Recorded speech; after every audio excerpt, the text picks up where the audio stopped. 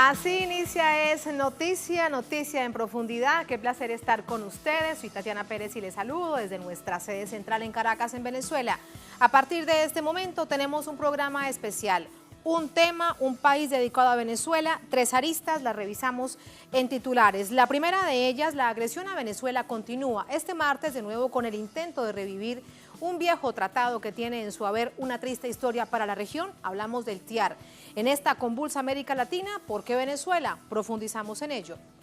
Segunda arista sobre Venezuela, la descomposición de la derecha se hace pública con varios escándalos de corrupción.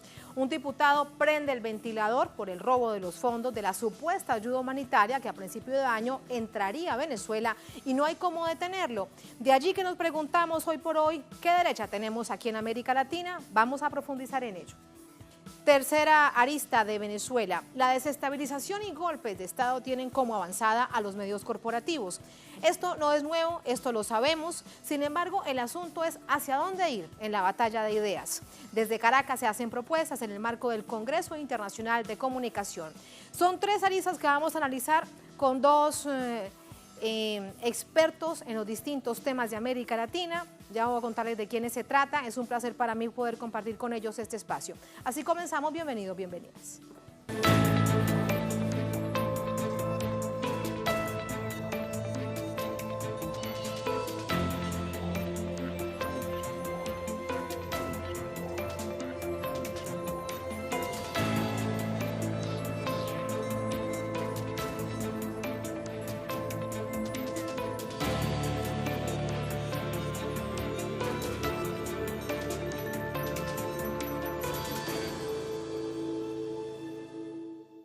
Noticia Venezuela, la primera arista desde el país vecino Colombia. Cancilleres de estados parte del Tratado Interamericano de Asistencia Recíproca, el TIAR, acuerdan nuevas acciones contra el gobierno del presidente Maduro. El ejecutivo del país, sede de la reunión, intenta dirigir la atención a Caracas, mientras que la tensión interna se incrementa. ¿Y de qué manera? Detalles a continuación. Representantes de la Organización de Estados Americanos y de 16 países miembros del TIAR se reunieron en Bogotá para acordar acciones contra el gobierno de Nicolás Maduro, bajo el argumento de proteger la democracia de los venezolanos y preservar la paz en la región. Entre las acciones contempladas en la declaración está la intensificación de sanciones y medidas de restricción de tránsito contra personas y entidades vinculadas al gobierno. También se encargó a la red operacional del TIAR fijar parámetros y condiciones para futuras inclusiones y eventuales retiradas de esa lista negra. Para el presidente colombiano Iván Duque, su país es víctima de la llamada dictadura venezolana. Pero no es solamente la violación sistemática de los derechos humanos lo que nos obliga a nosotros a evaluar esta situación. Es también cómo desde territorio venezolano la dictadura de Nicolás Maduro se ha dedicado a promover, a patrocinar, a auspiciar grupos armados ilegales que desde su territorio y con su anuencia pretenden atacar a la población colombiana. Como en ocasiones anteriores y sin pruebas, Duque señaló al gobierno de Maduro de proteger a grupos residuales del Ejército de Liberación Nacional y las FARC, dedicados al negocio del narcotráfico, por lo que Venezuela representaría una amenaza para la estabilidad de la región. Esos grupos armados en territorio venezolano que han fraguado atentados y planes contra Colombia muestran que estamos ante una violación de la resolución 1373 del Consejo de Seguridad de la Organización de Naciones Unidas, proferido en septiembre del año 2001, y que le da un lineamiento a los países para que no exista país alguno que brinde auspicio, protección o santuario a ningún grupo armado organizado. El solo hecho de proceder de esa manera constituye una amenaza a un país miembro de este tratado y por lo tanto a todos los países miembros. Las acusaciones llegan del mayor productor de droga del mundo, según el más reciente informe de la Oficina de la ONU contra la Droga y el Delito. La reunión del TIAR se produjo en un momento conveniente para el gobierno de Duque, que enfrenta una de las mayores revueltas sociales en la historia contemporánea del país. Aún así, la tensión interna sigue siendo noticia. Del encuentro entre delegados del gobierno y del Comité Nacional de Paro no surgieron acuerdos, por lo que se mantiene el llamado a protestas y huelga nacional este miércoles. Ante las amenazas, el canciller venezolano Jorge Arreaza respondió: ¿con qué cara podrán ver a sus pueblos estos gobernantes impopulares y fracasados? En sus países reprimen sin piedad las rebeliones contra sus pésimas gestiones y además se burlan de las demandas sociales dedicando recursos para agredir a Venezuela con iniciativas militares.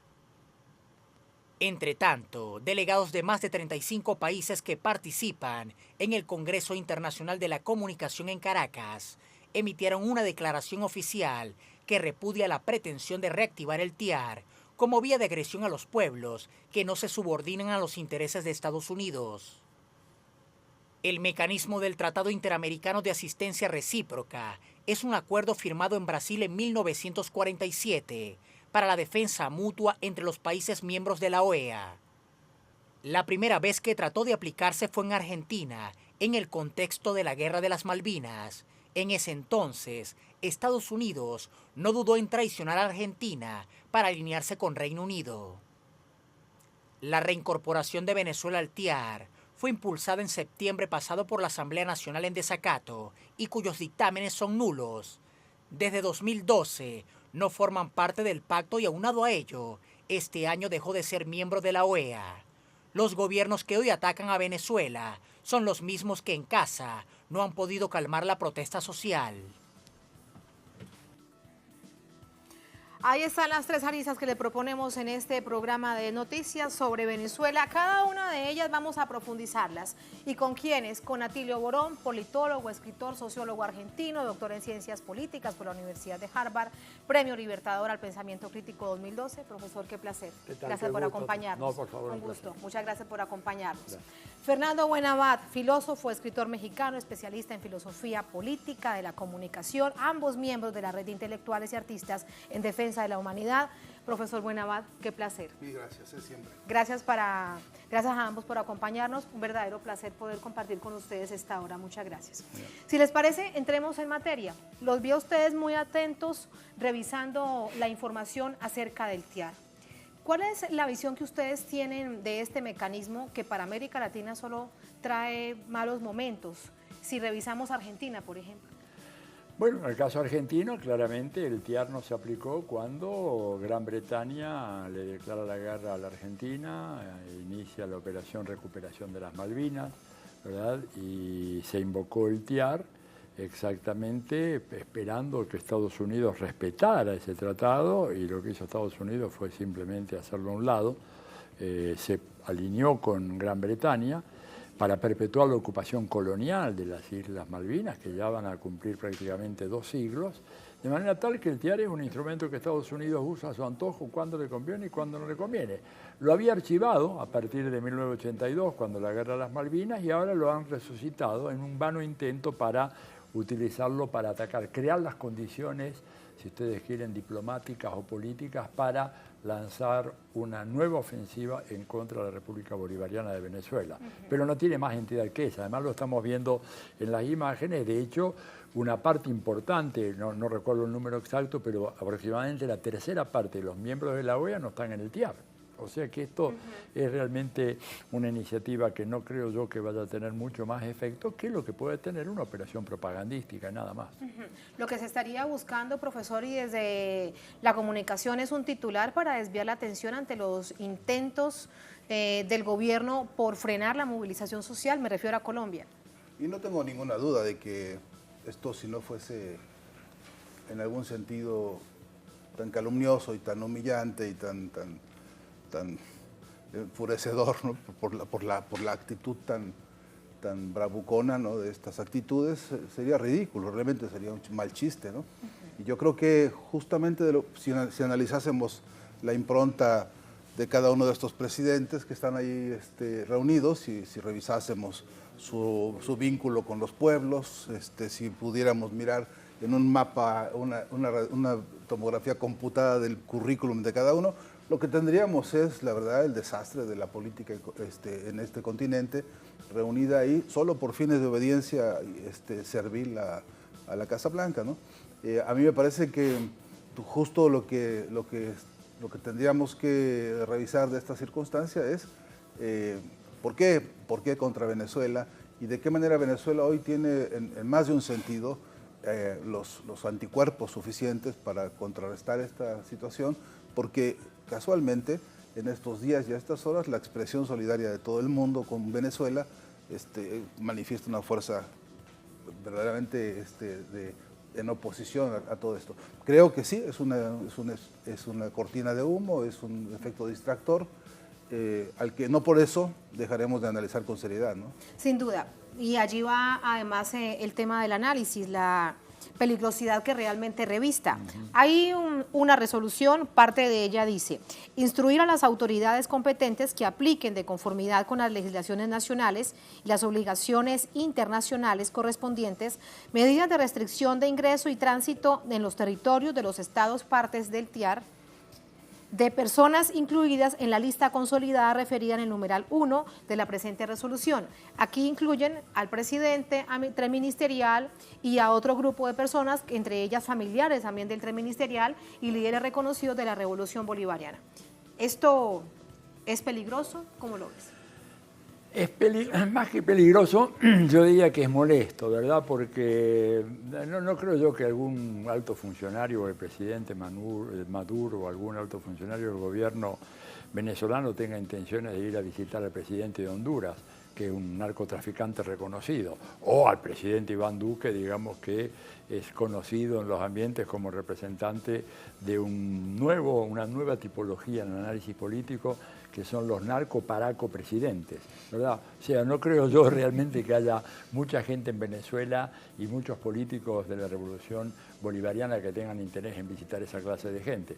Yo con esa gente no iría ni siquiera a tomar un café, de manera que mucho menos pienso que un alto funcionario de este gobierno va a tener interés. Digo eso para no presentar incluso otros casos que son iguales o peores, de manera tal que, pero claro, molesta, crea un ambiente en ciertos sectores influenciados por la opinión pública, pero por otro lado tenemos, los otros días hubo en Naciones Unidas una designación muy importante, no recuerdo exactamente a qué cargo eran, donde el representante de Venezuela obtuvo una votación por encima de cualquier otro país, no solamente de América Latina, sino del tercer mundo. O sea, todo esto es un juego, ¿verdad? Como cuando dicen de que el presidente encargado tiene el reconocimiento de la comunidad internacional, tiene el reconocimiento escasamente, contando con mucha largueza, de 50 gobiernos de los 193 que hay en el mundo. Si las aritméticas siguen siendo todavía lo que son, 193 menos 50, da que hay 143 gobiernos que sí reconocen al gobierno bolivariano. Pero bueno, la maquinaria publicitaria norteamericana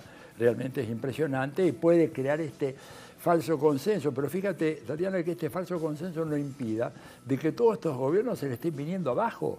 Se le está viniendo abajo, digamos, en el sentido de deslegitimación completa al gobierno de Colombia, ni hablemos de Ecuador con Lenín Moreno. Fijémonos lo que pasó con Perú, los últimos 6 presidentes o presos o fugitivos o suicidados, y en Chile, en donde estalló y se hundió definitivamente el modelo chileno que esta organización y los Estados Unidos apuntalaron durante tanto tiempo. Entonces, ese nerviosismo se traduce en que ahora quieren ver de qué manera sacan esto, como recién decía Fernando, algún expediente para crear una sensación de aislamiento de Venezuela. Lo que pasa, están con un miedo pánico de que todo ese tinglado que armaron a lo largo del Pacífico latinoamericano se les venga abajo, especialmente Colombia, ¿no es cierto? Que sabemos que mañana hay una nueva huelga general en un país en donde las huelgas generales eran desconocidas. Yo personalmente no recuerdo, salvo las últimas, que hubiera huelgas generales, paros nacionales. Profesor Atilio, eran de hecho inéditas, no se conocían y se veían en la distancia como algo incluso burlesco, los cacerolazos, que ahora hay en cada esquina de cada ciudad colombiana. Bueno, y eso está en la base de toda esta movida del TIAR, buscar alguna forma de desviar la atención, generar un ambiente. A ver, es la reedición de lo que hizo Obama cuando declaró que Venezuela era una amenaza excepcional e inminente a la seguridad nacional de los Estados Unidos, que es un chiste realmente. En muchos programas de esos vespertinos o de noche en los Estados Unidos tomaron esta la broma. así totalmente, porque digamos, ¿qué podía hacer Venezuela? Lanzar misiles, mandar una bomba atómica a los Estados Unidos. Sin embargo, el presidente Obama lo hizo, bueno, porque el Estado profundo, los intereses comerciales del Pentágono, el negocio es tratar de crear este clima, porque bueno, en ese clima ellos venden más armas, ¿no es cierto?, los países de América Latina, tratan de fortalecer a esta derecha corrupta hasta la médula, como tú lo planteabas recién, después vamos a hablar de eso, y entonces, bueno, apelan a estos recursos de sacar el TIAR de la galera, y eso va a ser un efecto de incomodidad para los gobernantes bolivarianos, pero nada más que eso. Claro. Ahora, me pregunto también si están tratando de marcar otro punto de estrategia contra de Venezuela. El Grupo de Lima vemos que prácticamente está deshecho. Está muerto, prácticamente está deshecho. Si como no pudieron con el Grupo de Lima, ahora entonces se unen los que quedaron en el TIAR. Sí, a mí, luego de lo dicho por Latilio, a mí me parece que es preciso poner en el centro de esta conversación la movilización popular de todo el continente, ¿no? Porque mientras estos tipos se reúnen ahí para inventar canalladas, la verdad es que los pueblos están amasando un malestar cada vez mayor y que los pueblos están encontrando vías nuevas de expresión, que el continente está pariendo nuevos liderazgos y nuevas problemáticas de organización que a estos los debe tener muy, muy nerviosos, porque de alguna manera son ellos unos termómetros o unos fusibles que con una semiótica correcta de esto que ellos dicen, si uno explora en su vocabulario y en las metáforas y en las figuras de corte legaloide que expresan, pues lo que realmente están diciendo, palabras más, palabras menos, es que se les está viniendo la noche encima porque hay pueblos en este continente que ya decidieron que el camino del neoliberalismo no da más, que no hay posibilidad ninguna, no hay futuro por ahí, y que hay liderazgos morales y políticos en el continente, entre los cuales está Venezuela. Y el ataque que estamos viendo no es más que para tratar de limar el prestigio que Venezuela ha venido cobrando en las últimas fechas, a razón de la... No encuentro un adjetivo para decir lo doloroso que ha sido Bolivia y esta canallada macabra que se está cometiendo contra ese pueblo. A raíz de eso hay una respuesta que está reordenando desde abajo una mirada de repulsa contra la violencia, contra el militarismo, no solamente en Bolivia, sino en el continente entero.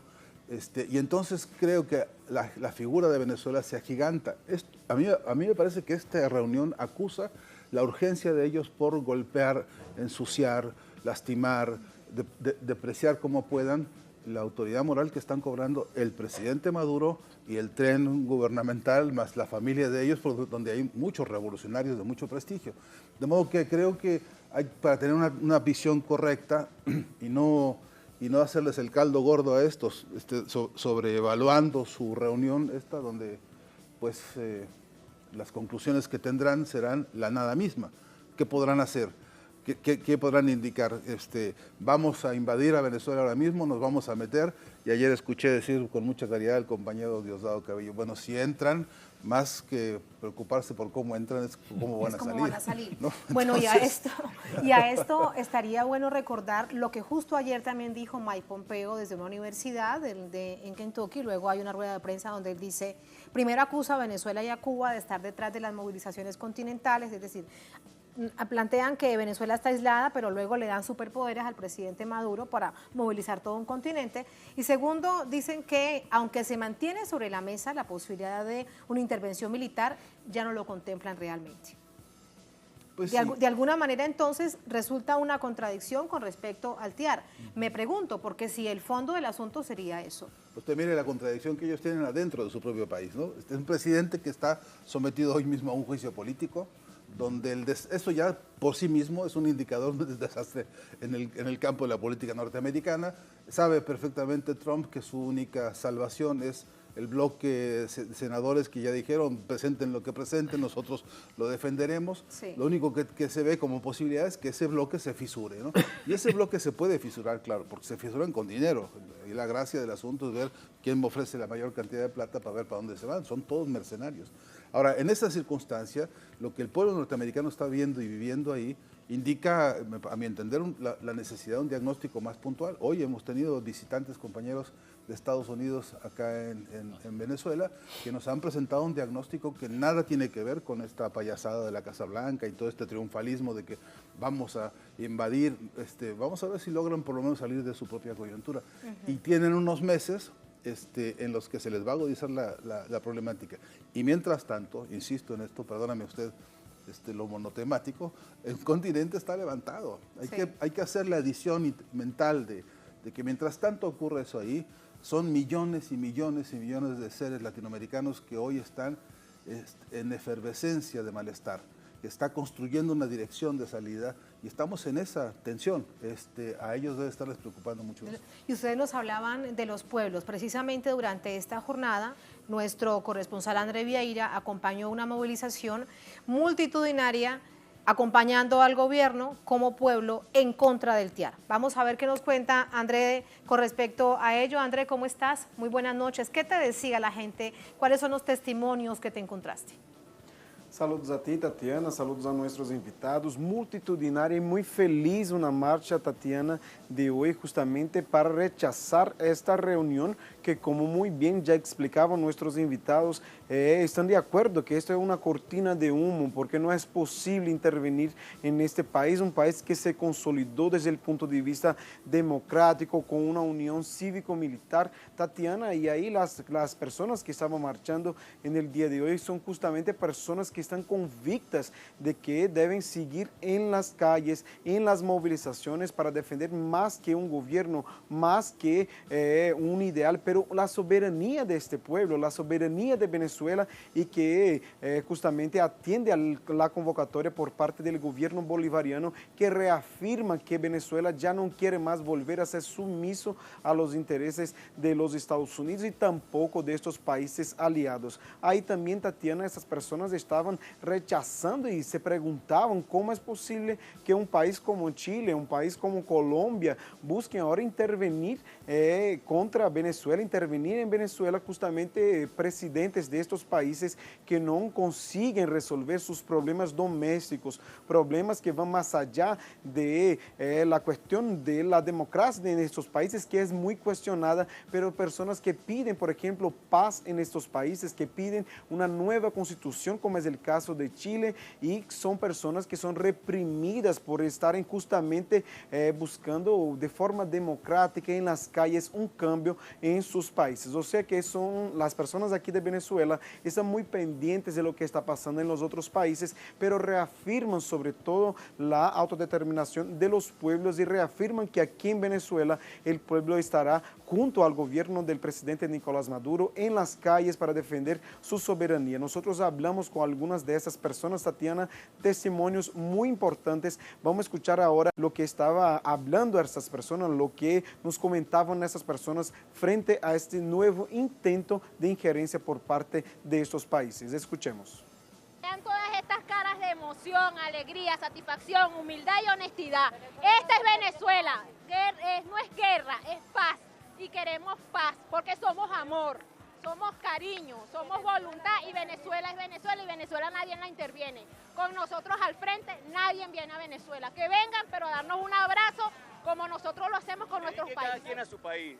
Nosotros somos libres, cada país es libre e independiente y deben respetar la soberanía de cada país. Lo que pedimos es eso, respeto. No nos metemos con nadie, nadie se meta con nosotros.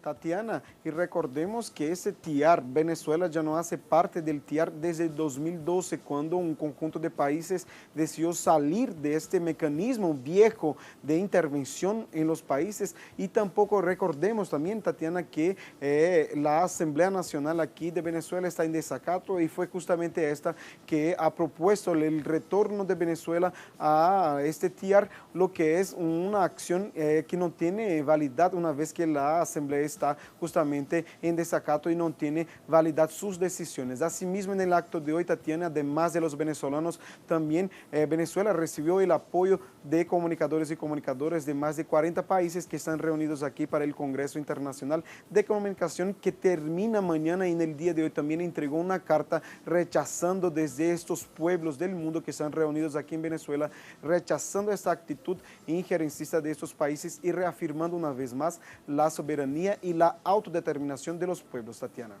Gracias por entregarnos más de los detalles de esta jornada, que son insumos para el análisis. Andrés, gracias y muy buenas noches. Buenas noches, Tatiana. Por eso les hablaba justamente de los pueblos de Venezuela, en la expresión, además, en la manera en cómo se movilizan con tal nivel de emotividad. Vamos a hacer con esto una pausa, ¿les parece? Ya venimos con la segunda arista de este especial de Es Noticia. La descomposición de la derecha se hace pública con varios escándalos de corrupción. Este es un ejemplo en Venezuela. Un diputado prende el ventilador por el robo de los fondos de la supuesta ayuda humanitaria que entraría a Venezuela, recordamos a principio de año, y ahora no hay cómo detener precisamente ese ventilador. Pero ¿qué tenemos de derecha en la región? Desde Venezuela revisamos nuestro continente. Al volver estamos en Es Noticia.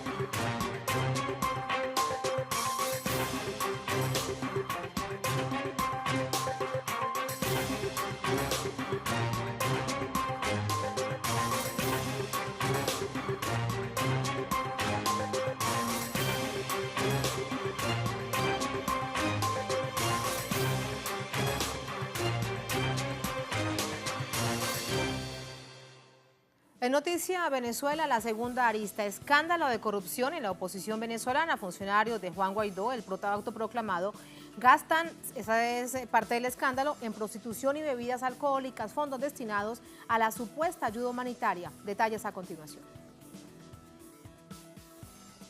El escándalo inició tras las declaraciones de Humberto Calderón Berti, destituido recientemente de su cargo como embajador del gobierno ficticio de Juan Guaidó ante Colombia. En rueda de prensa, Calderón Berti hizo del conocimiento público la información sobre el mal manejo de los fondos y recursos destinados para la supuesta ayuda humanitaria que hicieron los funcionarios designados por Guaidó. De que estaban ocurriendo cosas indebidas, que había un mal manejo de aquellas cosas y que tenía que prestarle atención a lo que estaba ocurriendo. Hasta el momento en que las autoridades colombianas, porque no lo inventé yo, las autoridades colombianas me dieron el alerta y me mostraron documentos donde se hablaban de prostitutas, de licor, de cosas indebidas, de mal manejo de los recursos irregulares, doble facturación, facturación ficticia y una serie de manejos extraños que habían allí en los documentos que nos habían entregado ellos y otros documentos que yo había recibido. Uno de los casos más emblemáticos es el del diputado Freddy Superlano, quien en febrero de este año, en el marco del concierto Venezuela Aid Live en la frontera colombo-venezolana, fue encontrado en un hotel de Cúcuta con una sobredosis de sustancias estupefacientes, luego de ingresar acompañado de 2 prostitutas al establecimiento. Superlano renunció recientemente al cargo de presidente de la Comisión de Contraloría de la Asamblea Nacional en medio del actual escándalo de corrupción. Tras las declaraciones de Calderón Berti, Guaidó reaccionó haciendo pública una lista donde señala a un grupo de diputados de la derecha venezolana de formar parte de un entramado de corrupción y prometió iniciar investigaciones. La medida desató una avalancha de reacciones de rechazo de adeptos a la oposición y acusaciones entre los propios personeros. Los partidos Primero Justicia, Voluntad Popular y Un Nuevo Tiempo separaron de sus cargos a sus miembros implicados. En relación a los actos de corrupción en que se ve envuelta la oposición venezolana, el ministro de Comunicación Jorge Rodríguez ofreció un balance de algunos de los activos venezolanos en el extranjero que fueron robados bajo el amparo de Guaidó. Se robaron una empresa de 3.000 millones de dólares. Allí estaba parte de, lo que veremos ahora, que tiene todo que ver de fondo en ese análisis. Mis queridos profesores, les pido, y es ¿qué derecha tenemos en América Latina? ¿Qué derecha hay en Venezuela? Y aquella que está fuera del país. Bueno, creo que esto que se ha mostrado, a mí personalmente no me sorprende, ¿verdad? La derecha nunca tuvo una estatura moral republicana, virtuosa, en ninguno de nuestros países. Y si no, desafío a alguien que me demuestre lo contrario, ¿no es cierto? Evasores de impuestos, lavadores, corruptos, corrupción en gran escala, privatizaciones ilegales, desregulación que favorecen a los grupos empresariales amigos, contratación de deuda para facilitar la fuga de dólares. O sea, el nivel de corrupción de la derecha en nuestros países es fenomenal, pero no solo en nuestros países, pensemos en Estados Unidos, pensemos en Europa, pensemos en España, por ejemplo, con todo respeto, ¿no es cierto? Eso, una cierta ironía uno se puede permitir, ¿verdad? El respeto por un régimen que no tiene nada que ver con la democracia, como es el caso de España, ¿no es cierto?, que está siendo parte de este bloqueo que se aplica en contra de este país, por ejemplo. Entonces, el nivel de corrupción de ellos así me parece bien que haya salido a la luz. No es sorprendente, pero tenemos sí que utilizarlos para demostrar la catadura moral de aquellos que se consideran custodios de la República, de la democracia acá en Venezuela. Una derecha realmente que ha demostrado con esto lo que dice un propio embajador, ¿no es cierto?, del presidente encargado, embajador ilusorio o imaginario, como tú dices. Y me parece a mí que hay que trabajar más a fondo en esto, porque la derecha ha logrado de alguna manera, con su manejo de la propaganda y de los medios, aparecer como realmente las alternativas democráticas, no populistas, no colectivistas, no socialistas de América Latina. Acá lo tienen, esta es la gente. Prostitución, drogas, licores, robo a mano armada, estafa a los propios parlamentarios de los Estados Unidos en buena hora, si aprenden los congresistas americanos a quién le dan el dinero. El dinero del pueblo de los Estados Unidos. Es el dinero del bolsillo de los estadounidenses. Así es, se lo gastaron en prostitutas, en drogas y en licor. Entonces que aprendan, estos son sus socios y de a poco van a ir entrando en razón, yo creo. Sí. ¿No? Y si esto lo miramos de una manera más macro, profesor Buenavad, tenemos allí la derecha en América Latina. ¿Qué es lo que hace crisis? La visión de la democracia liberal, el neoliberalismo, la unión de la derecha y las extremas derechas. ¿Qué es lo que hace crisis para ver a todo este continente convulso? Hay que decir que el capitalismo, por definición, es un sistema corrupto. Por definición, por esencia. Es decir, cualquier sistema basado en robarle a los trabajadores su plusvalía, por definición es un sistema de saqueo y de engaño y de sometimiento y de, en fin, de todas las canalladas imaginables contra los pueblos. De modo que estos gerentes del capitalismo, estos sirvientes del capitalismo, a los que yo de veras todavía me rehúso a llamarles oposición, me rehúso a llamarles todavía ni siquiera la categoría de derecha, porque la derecha tuvo alguna vez un prestigio siquiera de pensamiento, digamos, de base teórica, o de incluso respeto por algunos valores, incluso conservadores, pero los que tenían o tienen. Pero en el campo de la realidad, de lo muy pragmático de estos personeros, lo que es cierto es que vemos cómo se desfondan las verdaderas estructuras ideológicas que se mueven. Esto ha recrudecido en lo que llamamos ahora los formatos económicos o los sistemas económicos que han venido imponiendo, que son a su vez interpretaciones de los modelos. Habría que ver cómo en cada caso las constantes se repiten para recrudecer, por ejemplo, los episodios de endeudamiento de los pueblos. El caso de Argentina. El caso de Argentina hoy por hoy es muy preocupante. De una resonancia, de un humillante para ese pueblo, porque lo han arrodillado por los próximos 100 años, si bien nos va, nietos y tataranietos que podamos suponer ahora, ya hoy son sujetos de un endeudamiento que, por cierto, va a parar a los bolsillos de unos 4 mafiosos que hoy están sentados compartiendo drogas, prostitutas y licores con estos, porque son sus socios, ¿no? Finalmente no vamos nosotros a suponer que este llamado presidente autonombrado y los que se están peleando a puñaladas, dice en México un refrán popular, cuando las comadres se pelean, sacan los trapitos al sol, ¿no? Entonces, pero nos sorprende, todas las veces que la mesa de la unidad se reúnen cuchillo en mano, ¿no? Se matan a puñaladas para ver quién se queda con PDVSA. Esa es la moral de esta gente. Esta es la lógica con que se reúnen y por eso unidad nunca conocerán, porque si la forma de dialogar entre ellos es a ver cómo nos repartimos la riqueza de un país y un pueblo, obviamente se matarán entre sí porque todos compiten por llegar a la simpatía de sus jefes en la Casa Blanca. De modo que si con esa, como bien dice Atilio, esa catadura moral, nosotros suponemos que hay una posibilidad de conducción digna para los pueblos, Pues no, y su bancarrota está ahí, está sobre la mesa de la historia del continente ahora. Lo que pasa es que para nosotros es costosísimo.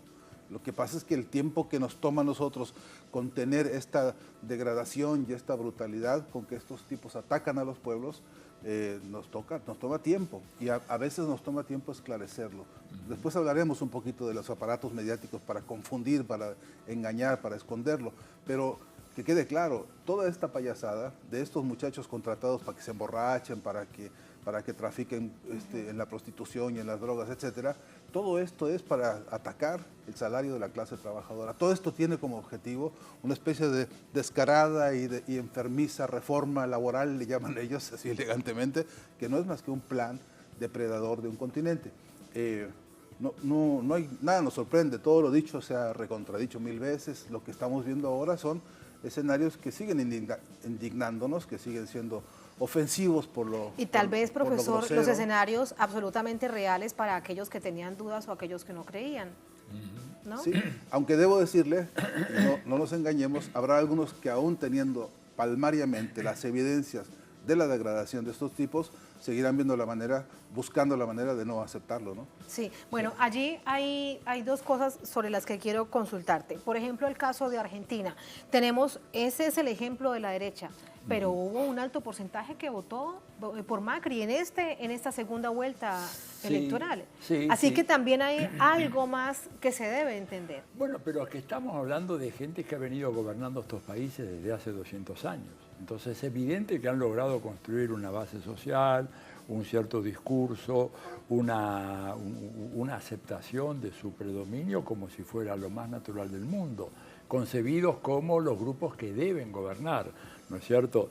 Entonces, evidentemente que es un problema, y además que, como decía recién Fernando, se ha gigantado por el control monopólico que tienen ellos de los medios de comunicación, lo cual es realmente una amenaza brutal a la democracia. Pero hay que decir una cosa, un poquito antes. A la derecha nunca le interesó la democracia. A ver, si tú miras la Constitución de los Estados Unidos de América, en su texto original y en casi las 30 enmiendas posteriores, ni una sola vez se usa la palabra democracia. Es decir, que el país que está considerado como el prototipo de la democracia, en su Carta Magna, en la versión original de Filadelfia 1787, y luego en las 30 enmiendas, en ningún momento se habla de democracia. ¿Por qué? Porque no les interesa. El proyecto de la derecha nunca fue un proyecto democrático. Y acá, que son países que salimos de una larga historia de sumisión colonial, hay que tener en cuenta que América Latina es el continente con más prolongada experiencia de sometimiento colonial del mundo.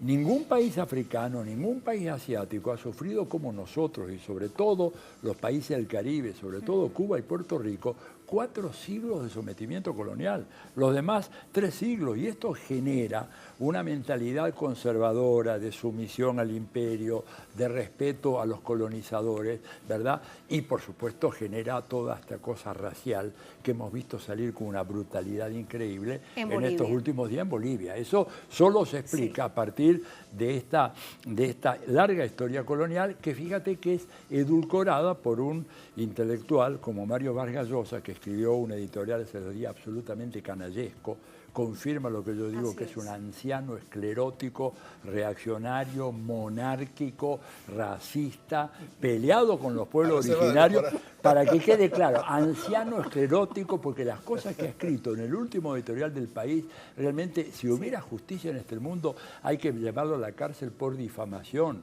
por mentiras, diciendo una mentira tras otra. Por eso hablo de la esclerosis, ¿verdad? Pero justificando, diciendo que el pueblo se liberó en Bolivia de un dictador. Se liberó, y no habla ni una palabra, dice, los muertos que hubo en Bolivia matados por la gente del MAS. Y no dice ni una palabra de Chile, los que mató su compadre y amigo Piñera, socio de él, de la famosa Fundación Libertad.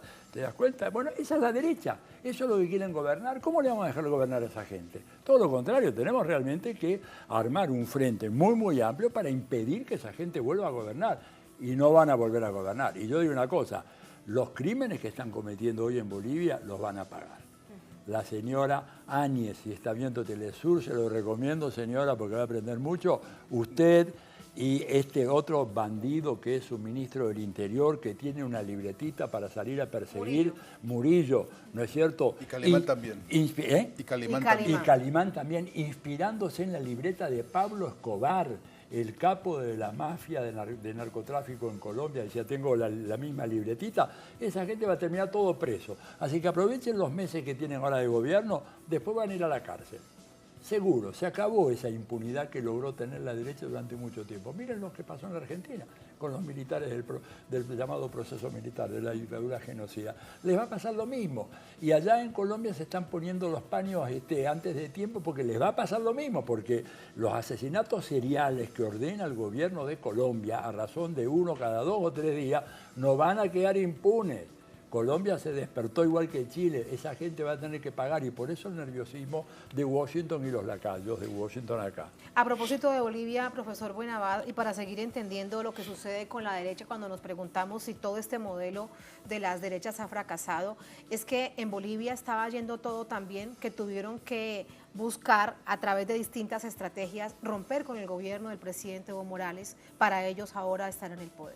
Pues este plan traidor y este plan criminal se debe justamente a lo exitoso que fue el proyecto del presidente Evo Morales. Uno tras otro, no nos alcanzarían los 5 programas suyos para hacer el inventario completo de las grandes conquistas que ese pueblo fue logrando, desde avances culturales, de integración de un proyecto plurinacional, que es un logro extraordinario desde el punto de vista jurídico y político, la cualidad indiscutible del presidente Morales de ser el jefe de la unidad, no solamente el representante de un color de piel, de una forma de hablar de los pueblos originarios, es además el hombre que concita la unidad de las diferentes expresiones culturales y étnicas de Bolivia, es el hombre que se atreve a proponerle a los pueblos originarios el avance hacia un proyecto socialista. Por supuesto, atiende y entiende los recursos naturales de manera exitosísima. Llevó a manos de su pueblo nuevamente sus recursos naturales, el gas, etcétera, con lo cual levantó las reservas del país de inmediato. Es decir, no nos da tiempo de hacer ese inventario ahora mismo, pero justamente por eso, porque es exitoso, porque le devolvió derechos a ese pueblo, porque avanzó como avanzó en la dignificación. Si nos pudiésemos detener algún día con calma a revisar lo que implica la humillación que se ha cometido en Bolivia contra ese pueblo, sistemáticamente, el insulto contra las mujeres, por cómo se visten, por cómo se peinan, por cómo huelen, por cómo hablan, por la razón que fuese, para humillar, bueno, en fin, para ofender a la causa histórica de esas naciones.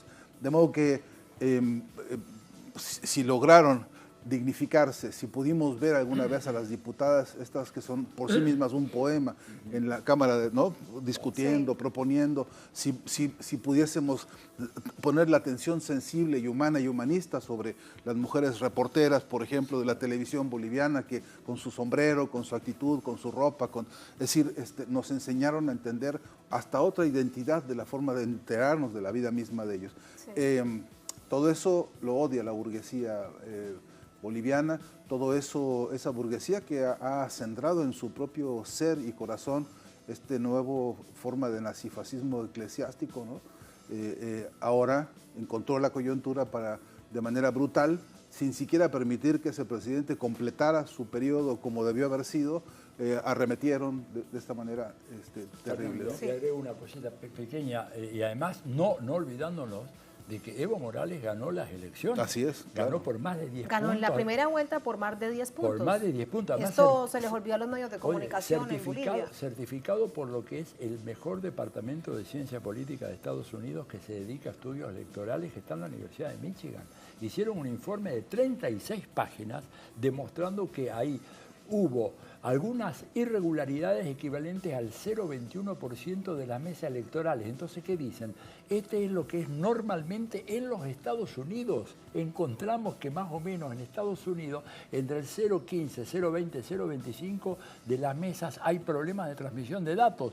En Bolivia hubo 0,21, o sea, ni siquiera está el recurso del fraude, ¿verdad?, para decir hubo fraude en Bolivia. No, el fraude fue de la OEA, que impuso, digamos, un resultado falso y que provocó esta tragedia en Bolivia ahora. Y que le dio la estocada. Hemos hablado tangencialmente de los medios de comunicación. Vamos a ir a una pausa. Al volver nos quedan unos minutos y quiero preguntarles a ustedes para dónde vamos, qué hacer con lo que ya entendemos como el accionar de las corporaciones mediáticas.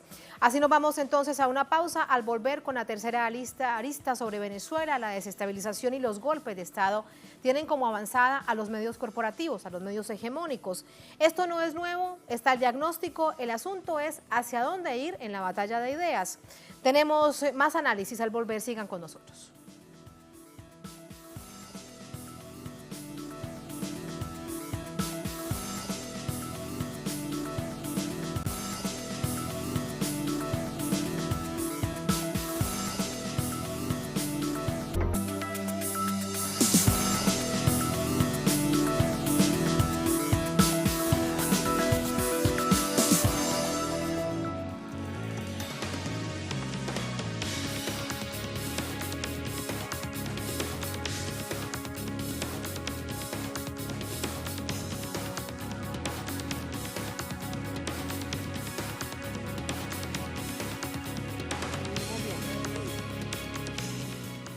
En Noticia Venezuela, la tercera arista.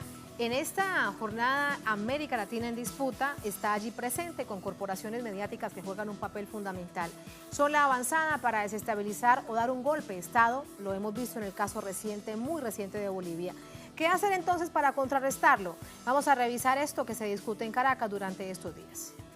Uno de los ejemplos más claros y contundentes sobre cómo actúan e influyen los medios de comunicación en la sociedad es el golpe de Estado en Bolivia. La campaña mediática impuso antes de las elecciones la matriz de fraude. La verdad es que Evo Morales ganó la presidencia con el 10% de diferencia. ¿No? Yo creo que lo que vimos en Bolivia en estos días fue bastante claro, ¿no? Y lo que sucede en Chile hace ya 40 días es hechos que si no salen, si no hay alguien que lo replique en otro país, en los países dependientes, ¿no? Los países pobres que nos toca vivir, si no hay alguien que lo haga, es como que no sucediera, ¿no? Con la participación de unos 1.500 delegados de 45 países, se debate esta agresión contra los pueblos del mundo, bajo el lema "Ahora hablan los pueblos". Un espacio para pensar en la creación de una plataforma comunicacional que integre a organizaciones nacionales e internacionales. La experiencia de la Revolución Bolivariana, la experiencia de varios países que han sido, que pudieron salir gracias a las movilizaciones sociales, a las movilizaciones populares. Y bueno, hoy en día el mundo está convulsionado, América Latina está convulsionada y necesita principalmente de la fortaleza, del fortalecimiento de todos nosotros como comunicadores. Asimismo, Zoe PC, integrante de la Organización Internacional de Medios, People's Dispatch, alertó a los pueblos a mantenerse unidos ante los ataques del imperialismo. Creo que los pueblos tenemos que unirnos, sobre todo porque ahora el ataque que viene del imperialismo es sobre todo enfocado en lo mediático y la voz de los pueblos está siendo tapado, silenciado, callada. Entonces, como proyectos alternativos, como proyectos de los pueblos, tenemos que enfrentar eso. Entre los temas que se discuten están los nuevos paradigmas de la comunicación, la fortaleza de la información contrahegemónica y la inmediatez. Ahí está hacia dónde se avanza en este debate. Son 3 días de intensas jornadas, de revisar, de evaluar, de analizar hacia dónde se va, porque si lo comparten ustedes, mis queridos profesores, el diagnóstico está hecho. Sabemos muy bien cómo actúan las corporaciones mediáticas, cómo actúan los medios de comunicación hegemónicos, van en las avanzadas. El tema de Irak fue una fórmula aplicada hasta estos días. Sí, algunos compañeros coincidimos en que hay sobredosis de diagnóstico, ¿no? Lo que tenemos que hacer ahora es insistir en el cómo nos echamos a andar las estrategias distintas que se requieren hoy por hoy para dar respuesta eficaz, eficiente, concreta, dura, profunda, renovada también, ¿no? Y en ese sentido el Congreso Internacional de la Comunicación que Venezuela está celebrando en estos días ha incluido en su agenda uno de los temas que es largamente acariciado por mí y por el presidente Chávez y por muchos referentes de la política venezolana, incluyendo el presidente Maduro, que es la consolidación de una universidad latinoamericana internacional de la comunicación. Y ese ha sido motivo el día de hoy justamente de una mesa de trabajo muy amplia, muy rica, muy profunda, donde se hacen 3 planteamientos directamente concretos. 1, no obedecer a los formatos convencionales de los académicos de la enseñanza de la comunicación, porque la guerra mediática que padecemos hoy por hoy trabaja a tal velocidad y con tal diversidad de formas de ataque que nosotros no podemos esperarnos 6 o 7 años para formar un profesional. Que lo que es preciso hoy es aprovechar los saberes que ya existen, que se han venido produciendo en la resistencia, que se han venido produciendo en la propia batalla emancipadora de las conciencias de nuestros pueblos, y sistematizar ese bagaje para poder desde ahí crear una plataforma que nos permita impulsar una nueva forma de la academia que acepte multiformato y plurinivel. Es decir, todas las posibilidades de las herramientas que tenemos hoy para la comunicación y las redes sociales y los intercambios directos, pero además los avances pedagógicos que hoy conocemos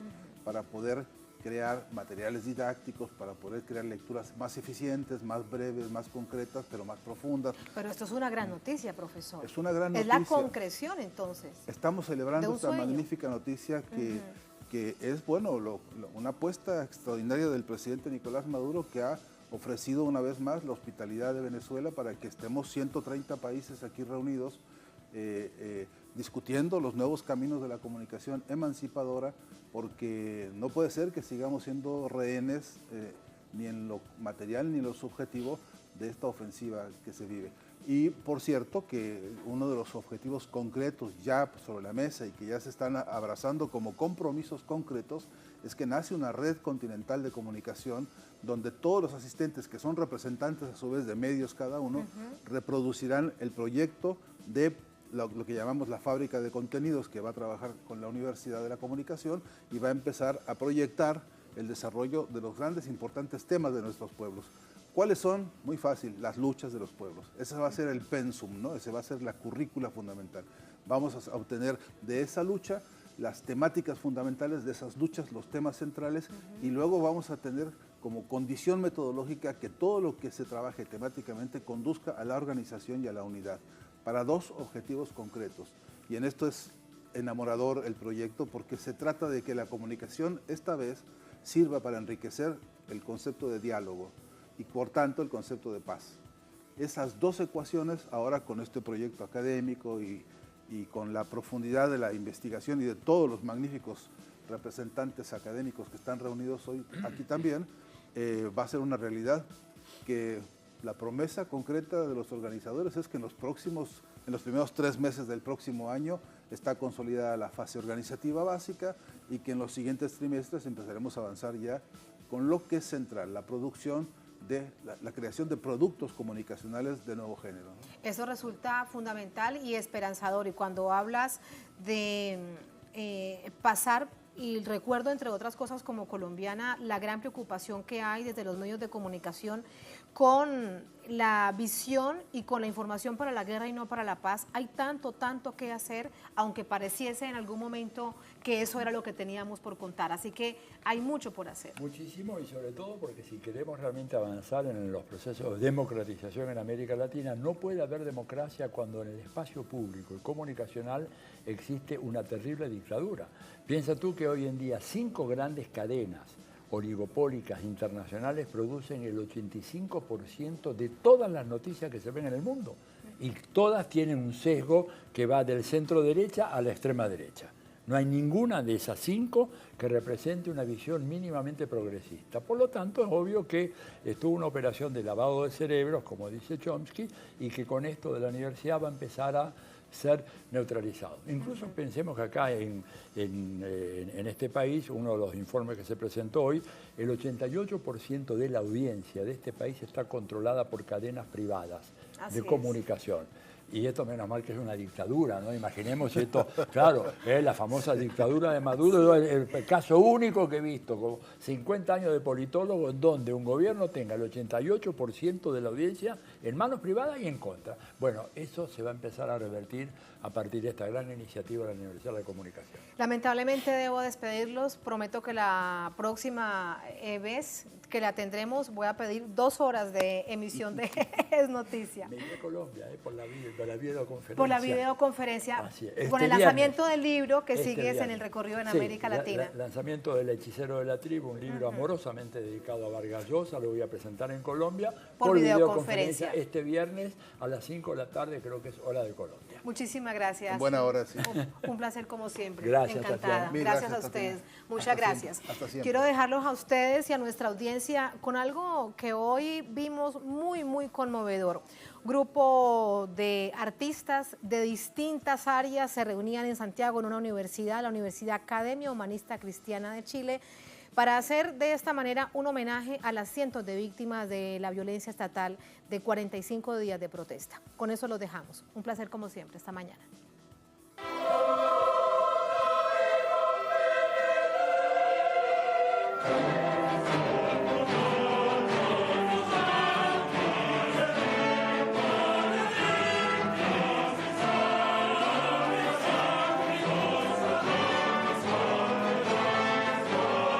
Canto con la fuerza de los pueblos y su identidad.